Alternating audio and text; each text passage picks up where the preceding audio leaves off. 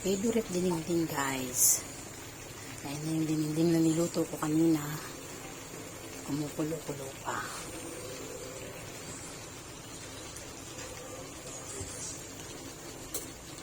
Siyempre wala pa dyan yung saluyot guys. Mamaya na kasi madali lang yung maluto.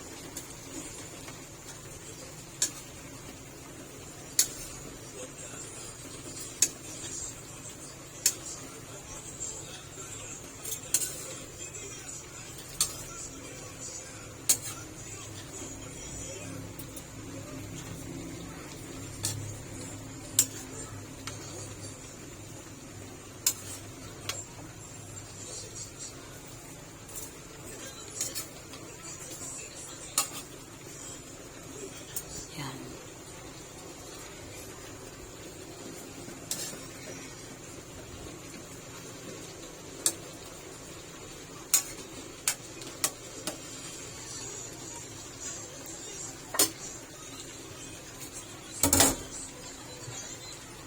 Ito yung saluyot guys. Yan.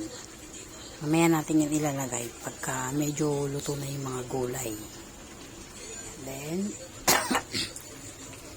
lalagyan din natin siya ng bagoong. Ayan.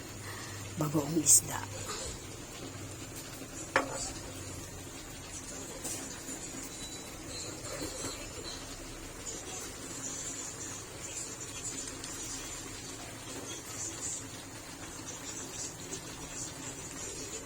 Ayan guys. Then, tatakpan muna natin yan guys.